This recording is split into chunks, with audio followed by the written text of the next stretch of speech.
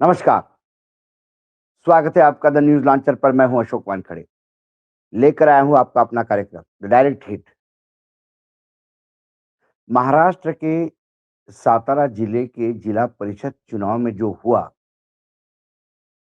उससे सिर्फ लोकतंत्र ही लज्जित नहीं हुआ, हिट नहीं हुआ, साथ में गठबंधन किसको कहते हैं, वो भी हिट हुआ।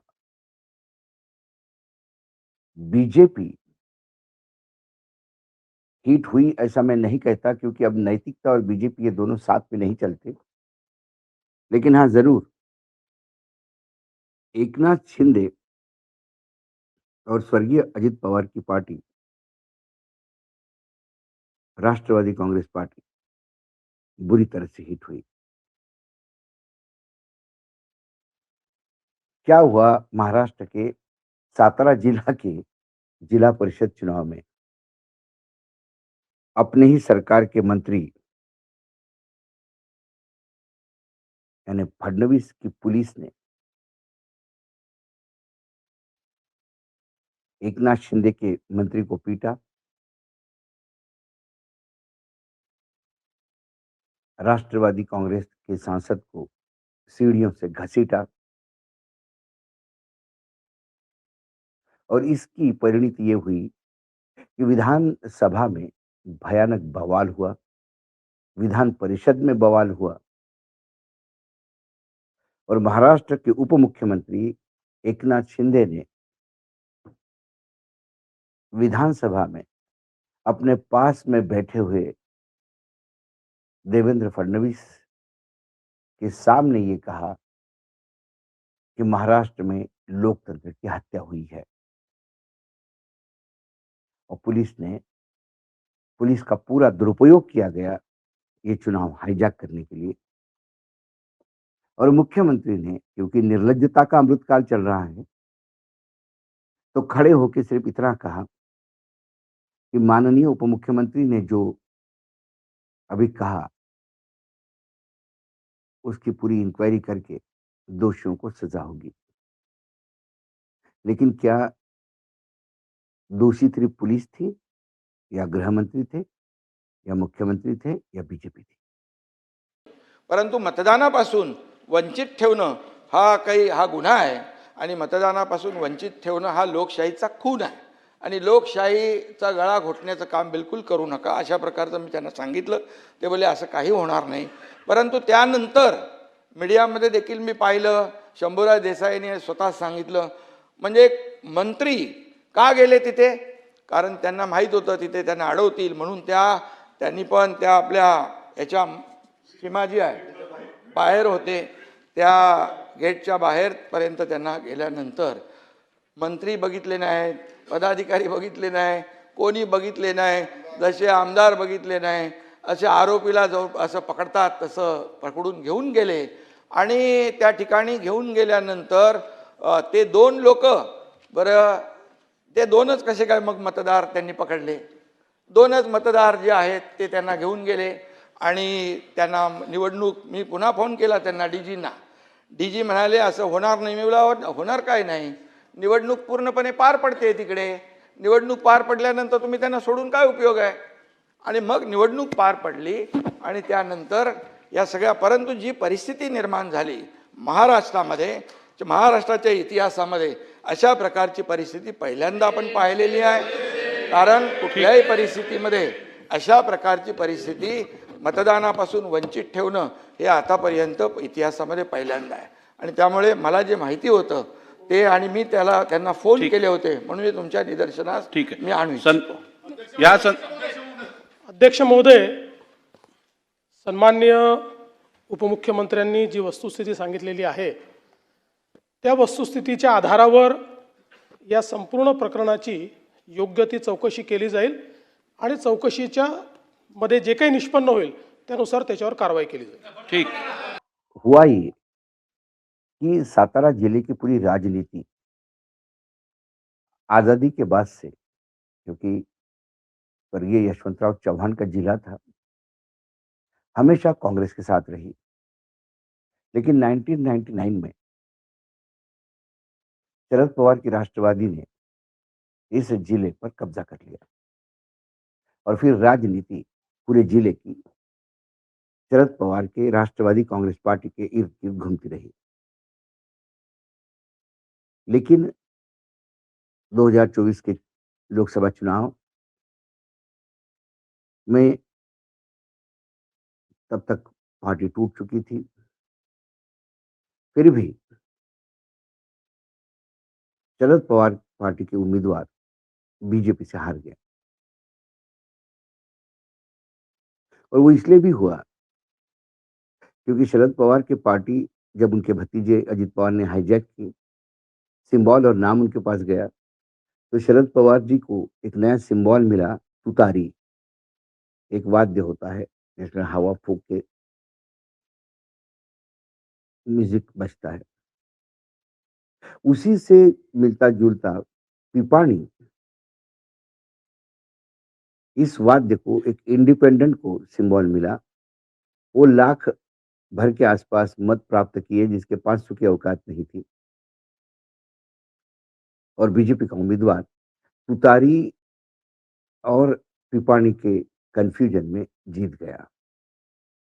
लेकिन उसके बाद विधानसभा चुनाव हुए, विधानसभा चुनाव में डिज़ाइनर नतीजे थे और इस जिले की करीब-करीब 11 विधानसभा सीटों में से 9 बीजेपी के पास रही। क्योंकि डिज़ाइनर थे तो ये तो होना ही था और जो 2 सीटें छूटी है, वो एकनाथ शिंदे को 1 और राष्ट्रवादी को 1।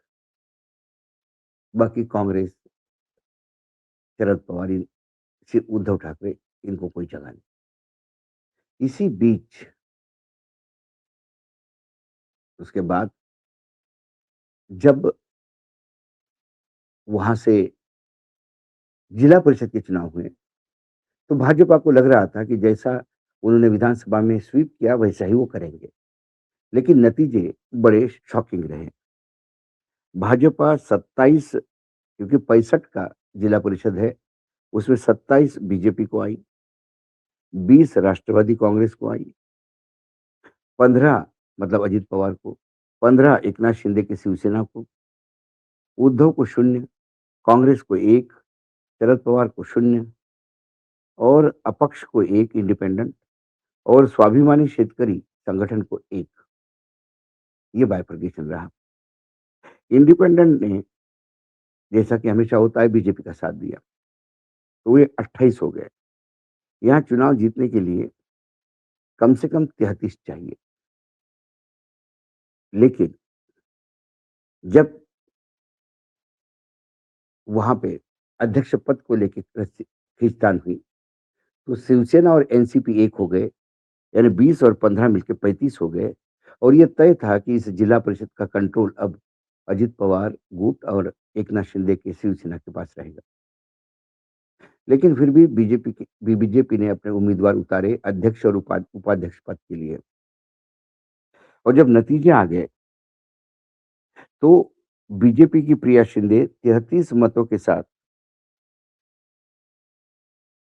जीत गई और उपाध्यक्ष राजू भोसले इनको भी 33 मत मिले और एनसीपी और शिवसेना का उम्मीदवार मनीषा फड़तरे मात्र 1 वोट से हार गई, उन्हें 32 वोट मिले। जब ये बात वहाँ पे पालक मंत्री जो थे वो शिवसेना के थे, शंभूराज देसाई, उन्होंने देखा कि जब यहाँ हॉस्टिंग हो सकता है या अपने उम्मीदवारों के साथ कुछ गलत हो सकता है और जिस हिसाब से पुलिस लगी हुई थी, जिला परिषद के पूरे कार्यालय को घेरे हुए, उन्होंने ये बात एकनाथ शिंदे को बताई क्योंकि ये 35 उम्मीदवारों को ये पहले ही एक रिसोर्ट में शिफ्ट कर चुके थे। वहाँ से तो लोग निकलना मुश्किल थे। लेकिन जब उन्होंने देखा कि अब पुलिस लगी हुई है, तो उन्होंने पालक मंत्री होते हुए भी एकनाथ शिंदे जी से बात की। एकनाथ शिंदे जी ने एसपी जो सुप्रीटेंडेंट ऑफ पुलिस है अ, उनसे बात की कि दोषी करके हैं कि आप ख्याल रहे कि इसमें आप कोई गड़बड़ मत करें, तुषार जोशी। और डीजीपी को भी फ़ोन किया कि देखिए, वहाँ पुलिस इतना क्या कर रही है हमको नहीं पता। आप इसको कंट्रोल करिए। पुलिस को इंटरवेन मत करने दीजिए क्योंकि ये चुनाव का मामला है। डीजीपी ने कहा कि मैंने एसपी से बात की, एसपी ने खुद कहा कि डीजीपी का जी का फ़ोन आया था और ऐसा हम कुछ नहीं होने रहे, हम तो सिर्फ़ वहाँ देख रहे हैं कि वहाँ कुछ गड़बड़ ना हो। लेकिन जैसे ही ये 35 लोगों को लेके जिला परिषद पहुँचे और शंभूराजे देसाई अपने कुनबे को, शिवसेना के और दूसरे मंत्री जो थे एनसीपी के, मकरंद पाटिल, वो अपने कुनबे को लेके जिला परिषद के मतदान के स्थान पे आए। वहीं पे पुलिस ने बिल्डिंग के बाहर ही राष्ट्रवादी कांग्रेस के 2 मतदाता यानी सदस्य अनिल देसाई और संदीप मांडवे को अपने कब्जे में ले लिया और बताया कि वाई पुलिस स्टेशन में इनके खिलाफ कुछ साल पहले का एक केस पेंडिंग है, इसलिए उनको अरेस्ट किया जाता है। शंभूराजे देसाई जो स्वयं पालक मंत्री, मैं बार-बार इस बात को बताता हूँ कि पालक मंत्री एक बड़ा ओहदा होता है, पूरा जिला उसके अंडर होता है। वो खुद बताने लगे कि भाई कोर्ट के भी आदेश होते हैं, कई रूलिंग्स हैं जिसमें आप मतदान से रोक नहीं सकते, जेल से भी लोगों को मतदान के लिए लाया जाता है, यदि वो सदस्य चुन के आते हैं तो। और वहाँ इतनी स्थिति हो गई कि जब शंभूराजे देसाई ने पुलिस को रोका, तो पुलिस ने उन्हीं के साथ धक्का-मुक्की ही नहीं कही, उनको पीटा। उसके बाद जो मंत्री थे मकरंद पाटिल, उनके भाई नितिन पाटिल जो राज्यसभा के सदस्य हैं, उनको सीढ़ियों से घसीटा, जैसे क्रिमिनल को घसीटते हैं और उन दोनों मतदाताओं को क्रिमिनल्स के जैसे भगाते हुए वहाँ से ले जाके गाड़ी में बिठा के वहाँ से गायब कर दिया। और वही हुआ। 2 उम्मीदवार गायब होने के बाद हाउस की स्ट्रेंथ नीचे आ गई। बीजेपी की अध्यक्षा जीत गई और इनके उम्मीदवार मात्र 1 वोट से हारे, जबकि इनके 2 पुलिस अगवा कर गई थी, ऐसा आरोप इन्होंने लगाया। उसके बाद जब सदन शुरू हुआ सोमवार को, तो भयानक बवाल सदन में। ये बवाल 2 दिन तक चलता रहा और जब शंभूराजे विधान परिषद में स्वयं अपनी स्थिति बता रहे थे कि कैसा मैं आई विटनेस हूँ, मुझे मारा गया। क्या एक सुप्रीटेंडेंट ऑफ पुलिस की इतनी औकात है कि वो किसी मंत्री पे हाथ डाले? तब सदन में पीठासीन अधिकारी विधान परिषद की उपाध्यक्षा नीलम गोरे थी। वो एकनाथ शिंदे की गुट की है। उन्होंने सब सुनने के बाद उन्होंने कहा कि ये भयानक प्रकार हुआ और ये ऐसा होना नहीं चाहिए कभी।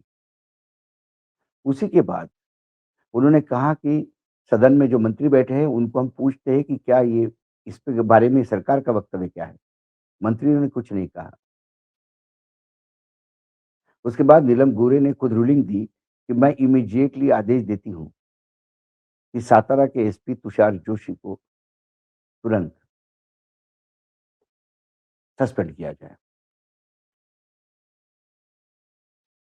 जैसे ही नीलम गोरे ने तुषार जोशी को सस्पेंड किया, ये खबर बाहर आते ही विधान परिषद के अध्यक्ष राम शिंदे जो बीजेपी के हैं, वो चेयर पे आ गए और उन्होंने ये रूलिंग दी कि उपाध्यक्ष ने किया हुआ निलंबन, सस्पेंशन मैं वापस लेता हूँ। इससे भाजपा ने ही ये करवाया, ये बात सिद्ध हो जाती है। इधर विधानसभा में उप मुख्यमंत्री खुद स्पीकर के सामने पूरे सातारा का वो जो राड़ा हुआ, उसको बयां कर रहे थे। एक-एक शब्द वो कह रहे थे कि यहाँ हत्या हुई है लोकतंत्र की और ये महाराष्ट्र के इतिहास में कभी नहीं हुआ। चुनाव आते हैं, जाते हैं, जीत होती है, पराजित होती है। लेकिन निर्लज्जता का अमृतकाल चल रहा है, तो पास में बैठे मुख्यमंत्री देवेंद्र फडणवीस चुपचाप सुन रहे थे उप मुख्यमंत्री के आरोपों के बाद इसके पहले शिवसेना के तमाम सांसदों ने वेल में हंगामा किया। दोषी और बाकी पुलिस अधिकारियों के निलंबन की मांग की। मुख्यमंत्री ने खड़े होकर इतना ही कहा कि उप मुख्यमंत्री ने जो वक्तव्य दिया है उसकी इंक्वायरी करेंगे और दोषियों को सजा देंगे। ऐसा कह के वो बैठ गए। लेकिन नीरम गोरे के सस्पेंशन के बाद राम शिंदे बीजेपी के सदन में आना, कोटासीन होना और उनका सस्पेंशन रिवोक करना, ये इस बात का इंडिकेट करता है कि एसपी को डीजी से भले ही फोन गया हो, लेकिन जब गृह मंत्री यदि कुछ टिप्पणी करे या करे, तो फिर एसपी अपने मंत्री को भी नहीं छोड़ता। महाराष्ट्र में बाय एंड लार्ज ये गुंडागिर्दी कभी चली नहीं। महाराष्ट्र में एक विधानसभा में जामवंतराव धोटे हुआ करते थे, फॉरवर्ड ब्लॉक के, विदर्भ से आते थे, यवतमाळ जिले से।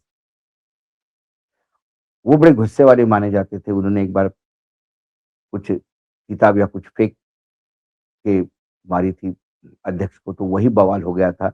और महाराष्ट्र की ये परंपरा और इसको काली माँ पोतने वाली बात बताई गई थी। लेकिन अब महाराष्ट्र में तो सब कुछ हो रहा है। लेकिन इसमें हँसने वाली बात ये थी कि लोकतंत्र की हत्या का आरोप एकनाथ शिंदे लगा रहे थे। जब उन्होंने शिवसेना तोड़ी और अलग शिवसेना यानी शिवसेना हाईजैक की उद्धव ठाकरे को अलग करके, तो क्या तब लोकतंत्र की हत्या नहीं हुई थी? क्योंकि आपने मतदान कैसा मांगा था? आप उद्धव ठाकरे के नेतृत्व में चुनाव लड़े थे और फिर जिस पार्टी ने आपको सब कुछ दिया, उसी पार्टी को आप तोड़ दिए क्योंकि ईडी का डर था। और आप तब बात कर रहे थे कि उद्धव ठाकरे ने कांग्रेस और राष्ट्रवादी कांग्रेस के साथ मिलकर स्वर्गीय बाला साहेब ठाकरे के हिंदुत्व को डायल्यूट किया। उसके बाद वही एकनाथ शिंदे मुख्यमंत्री बने और एक मुख्यमंत्री बनने के बाद फिर शरद पवार के साथ और बीजेपी के साथ सरकार बनाई। तब बाला साहेब का हिंदुत्व डायल्यूट नहीं हुआ था। जब उन्होंने शिवसेना तोड़ी तब उन्होंने सोच लेना चाहिए था, जो बीजेपी शिवसेना तोड़ सकती है, वो एकनाथ शिंदे के गुट को भी तोड़ सकते हैं। लेकिन कम से कम एकनाथ शिंदे के लोग बोल रहे थे, अन्याय के खिलाफ न्याय की गुहार लगा रहे थे।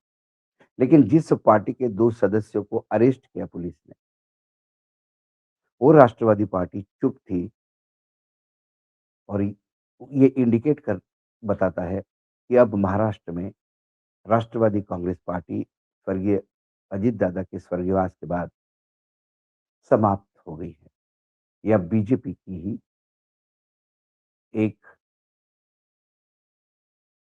साथी, जो सिर्फ जिसका कंट्रोल, रिमोट कंट्रोल बीजेपी के हाथ में हो, ऐसी पार्टी बन के खड़ी हो गई। विपक्ष ने बहुत करारा तंज किया। कल का दिन पूरा विपक्ष के नाम। विपक्ष ने बहुत इस पूरे सातारा जिला की जिला परिषद के चुनाव को लेकर भयानक आरोप लगाए और खासकर शिवसेना वाले तो उद्धव ठाकरे के लोग इतने एक्टिव थे, कांग्रेस के लोग एक्टिव थे। उन्होंने कहा कि कहाँ गया भाई? कहाँ गया वो टाइगर? आज इतना कुछ होने के बाद भी आप सत्ता में बने रहे, इसका मतलब आपको आत्मसम्मान नाम की चीज़ ही नहीं है। सिर्फ सत्ता के लालच में आप ये कर रहे हैं। लेकिन एकनाथ शिंदे के पास इसका कोई जवाब नहीं था। दूसरी ओर सुप्रिया सुले ने कहा कि एसपी को दोष देने से कोई नहीं होगा। एसपी की इतनी हिम्मत नहीं है जब तक आदेश किसी अदृश्य शक्ति से नहीं आते। एसपी को आदेश देने वाला गृह मंत्री ही हो सकता है और कौन हो सकता है जब डीजीपी ये कहता है कि मैंने एसपी को बताया, या फिर अधिकारी झूठ बोल रहे हैं। ये जो एसपी है तुषार जोशी, ये वही एसपी है जब जालना में पोस्टेड थे तो जरांगे के अनशन पे इन्होंने ही लाठीचार्ज करके इस मराठा आंदोलन को खड़ा कर दिया था।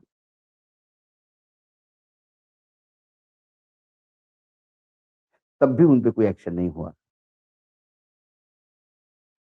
ब्लू व्हाइट बॉय जो ठहरे सत्ता के।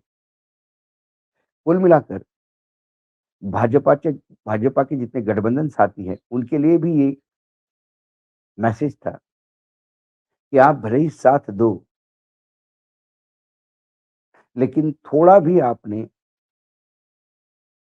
सत्ता के लिए हमें हमसे अलग होने का प्रयास किया, तो फिर पुलिस का लठ आपको ठीक कर देगा। और फिर बीजेपी ने जो उसके बेसिक कोर प्रिंसिपल हो गए हैं 2014 से, हम चुनाव लड़ेंगे, चुनाव जीतेंगे। हम यदि नहीं जीते, तो भी सरकार हम ही बनाएँगे। इसमें कौन हिट होता है मैं आप पे छोड़ता हूँ। एकनाथ शिंदे हिट हो गए क्योंकि उन्हें आईना दिख गया। वो कम से कम करहा रहे हैं लठ पड़ने के बाद पुलिस का। राष्ट्रवादी कांग्रेस के तो मुँह से आवाज़ नहीं निकल रही। बीजेपी कभी हिट होती नहीं, क्योंकि वो निर्लज्जता की चादर ओढ़े हुए है। हाँ, लोकतंत्र शर्मसार हुआ है, लेकिन अब परवाह किसको है लोकतंत्र की और लोक की। आज डायरेक्ट हिट इतना ही। कल फिर आता हूँ किसी विषय के साथ, तब तक के लिए नमस्कार। देखते रहिएगा न्यूज़ लॉन्चर।